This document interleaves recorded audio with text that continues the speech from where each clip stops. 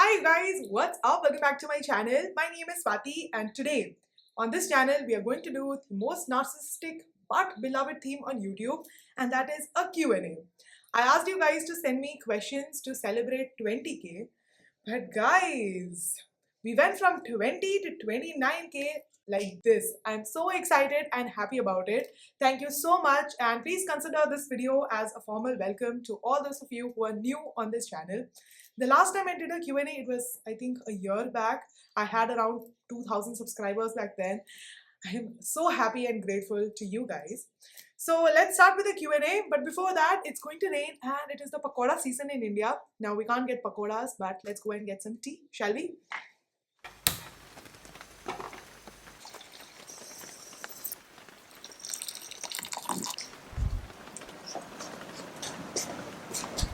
It is so cozy and romantic. Okay, let's get started with the Q&A. Now here I have all my questions and I'm going to answer them in an order. There are a few basic questions, so I'm going to start with those.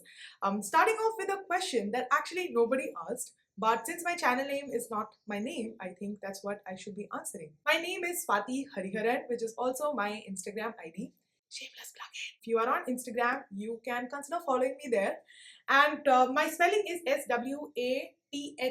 That's how you spell my name, which should tell you that I'm from Dakshin Bharat, south of India. Now here is where it gets a little complicated because I was born in Kerala. My parents are Keralites, but I was brought up all across India. My dad's in the army, so we have moved around quite a bit. So again, where am I from? I think I'm an Indian. Hey, सारी जहां से अच्छा हिंदुस्तान हमारा. My educational qualifications. I get this question quite a lot, so here we go. I did my BA LLB, which is an integrated law course from Army Institute of Law, Mohali. After that, I did my master's in criminal law from Symbiosis Law School, Pune. And after completing my education, I also worked as a corporate lawyer for almost 2 years. Coming to some juicy questions. Next up, we have a lot of questions if I'm single. I'm flattered you all, but no. I am married, I have a husband, and he adds a lot of spice to my videos whenever he comes. So you can watch some videos with him over here. Actually, there's a very specific question. If you are single, and is there a vacancy? Well, the last time we checked, we were not really hiring. But since you're so keen, you can send in your resume to my HR, who also happens to be my mother-in-law. रसोड़े में कौन था? कौन था? मैं थी? तुम थी? No, definitely not like that. She is an absolute angel. Ooh. Next up, we have a very interesting question, and that is, do I have a secret baby? Do I? Do I have a secret baby? You think I'm hiding a baby somewhere here inside? They know our secret now. It's time.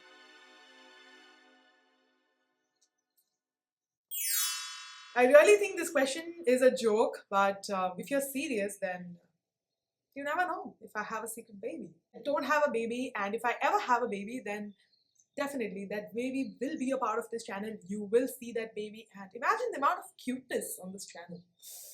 Now, moving out of the basic zone and coming to some very specific questions. Can you explain how you manage your finances and how much you spend on travel and your budget for your past trips? Now, how we manage our finances, actually I have a video which is all about how we live a debt-free life. You can check that video out over here. That should explain like how we manage our finances and how we look at money. I feel like as adults, it's very important for us to educate ourselves and to know about different, saving options, different ways to make money, and yeah, basically to educate ourselves on finances. I feel like when it comes to money, more than making it, managing is the most important thing. So Amod and I, we make it a point to know about like what are the best options that we have, and we actually believe in having no debt. That is like one of our fundamental beliefs. So you can check that video out over here. Now, how much money I spend on my travel. So travel for me, because I'm doing travel vlogging, it is also my business expenses. So the way I look at my travel, I would put that in my business category and I would spend from that. Now coming to budget for my past trips, I have individual videos for all my international trips, like explaining the budget and everything. For my domestic trips, it's not so expensive, but overall, if I have to give you a number, I would have spent somewhere around 4 to 5 lakhs on all my travels after I started this channel. How do you plan your solo trips? Like, you're not scared to go alone. So the way I plan my solo trips, it's just like how I plan any of my trip. Now when it comes to solo trip, the one thing that I make sure that I do is I'm not traveling to any very offbeat place. So I don't want to be alone. I am somebody who enjoys the company of people. So if I'm alone and if I'm in a very offbeat, like a secluded place, then I don't think I will enjoy that so much. And also I try and book my accommodation in hostels where I have the opportunity to meet new people. So that's what I do if I'm going on a solo trip. And if I feel scared, actually not, because if I'm going to a place which is already, like, it's a tourist oriented place and where a lot of people come and visit, the chances are that I will meet somebody and I will have company. There's absolutely nothing to be scared if you're going on a solo trip and if you are being smart about it. So yeah, I don't get scared. In fact, I really enjoy it. Now about solo trips, somebody has also asked if I enjoy solo trips more or trips with Amod. Amod's my husband, by the way, I forgot to mention that. Yeah, definitely trips with Amod. Lately, I feel like because of Amod's work, we haven't been traveling together. But otherwise, I really miss traveling with Amod. I miss travel in general. But yeah, trips with Amod. I enjoy trips with Amod more. Midhan has asked, planning for any genre of travel series like a road trip.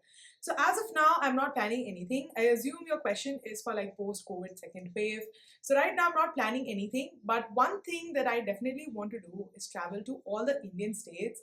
So I've mentioned this before, so I think I'll be doing that. I'm left with only 4 Indian states now: Chhattisgarh, Jharkhand, Bihar, and Tripura. So I'll be visiting these states in the coming year or so. So that's the plan. But besides that, I don't have any other travel plans as such. I feel like lately we've been planning so many things, but it just gets cancelled. So it's better to just not plan anything. And whenever something happens, it happens. Next up, we have a very relevant question, and that is, how do you plan your trip before visiting a country? Like, this will be my budget, these are the places I need to visit, and other things you need to take into consideration.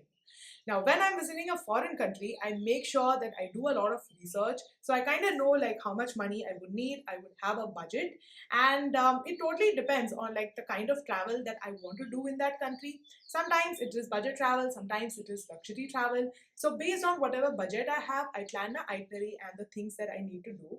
Now, whenever you're visiting a foreign country, especially foreign country, always keep like an emergency stash, some money that you can easily withdraw and you have access to. I always do that. I feel like it really helps, especially when I was in Cambodia and I was stuck there. I had to buy a one-way ticket to India for like 50,000 rupees.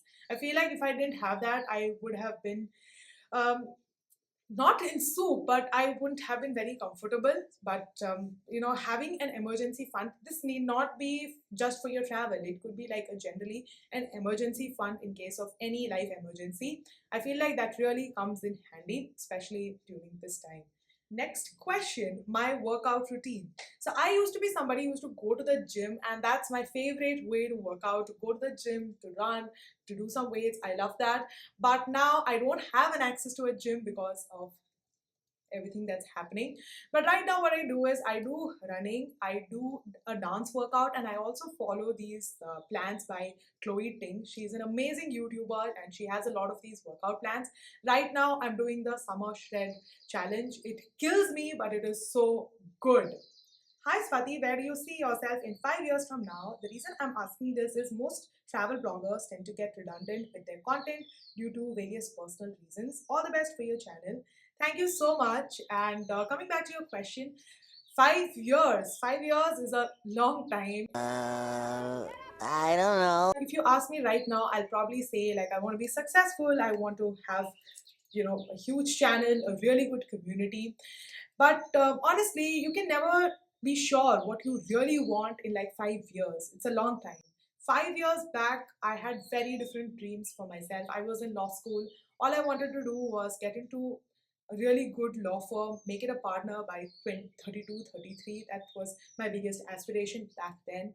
But things have changed a lot, and things that I wanted 5 years back, I no longer wanted. Even things like for like materialistic things, I think as a person, I have changed so much. I would rather say like I've evolved because I feel like I'm way more matured now. So 5 years from now, I will be way more matured and I might have totally different aspirations. But coming to travel content, if I will stick to travel content, so I've always looked at my channel as an extension of my own personality. So right now in my late 20s, this is what I want to be doing. I want to travel the world and I want to document it and I want to show you guys what I do.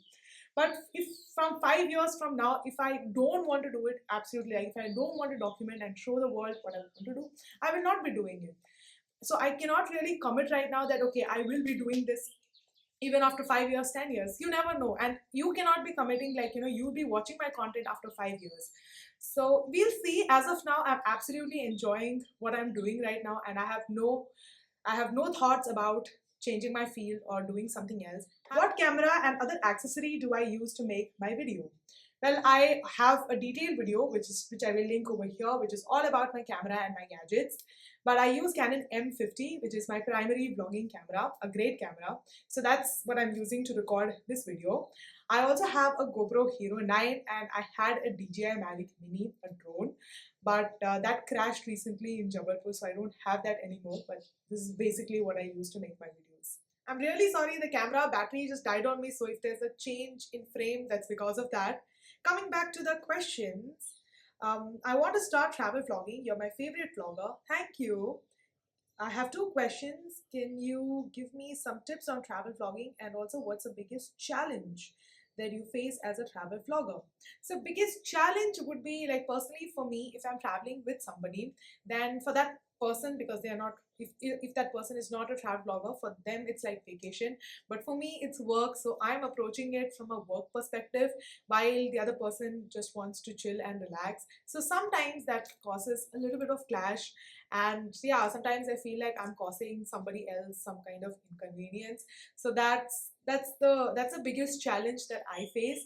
But besides that, there are other things like vlogging in public and backing up the footage, or actually when you're traveling not getting to enjoy so much as if you didn't have to vlog. I feel like you would enjoy the place a little more. So there are other challenges, but these are just things that come to my mind. Now, about tips for growing your YouTube channel. So when I hit 30K, which I think we will hit very soon, I will be making a detailed video. I feel like I have some unique tips to offer. So stay tuned for that, and that video is coming up, and it will be a very detailed video on how or what are the strategies that I adopted to grow this channel. Now we have a few questions from Northeast India. I feel like this is because of my latest videos. Number one is, what's your honest opinion on your visit to Mizoram, people, hospitality, etc.?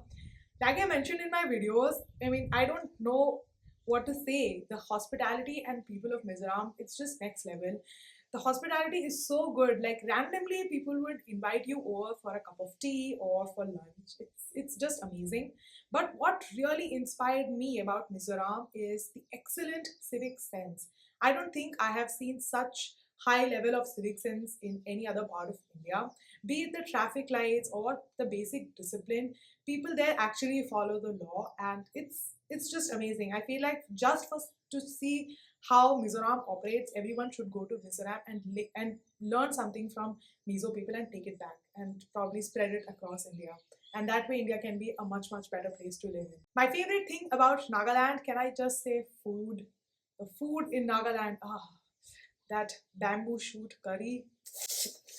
If I will ever visit Tripura, definitely it's on my list. Like I said, I want to visit all the Indian states, and Tripura is the only Northeast Indian state that I have not visited yet. So definitely on my list, and very, very soon. So yeah, that's pretty much it, guys. I had such a good time filming this Q&A video. Hopefully next video will be our 30K special. Just hope so. So that's pretty much it, and I'll see you all very soon with a really special video. Till then, take care and bye-bye.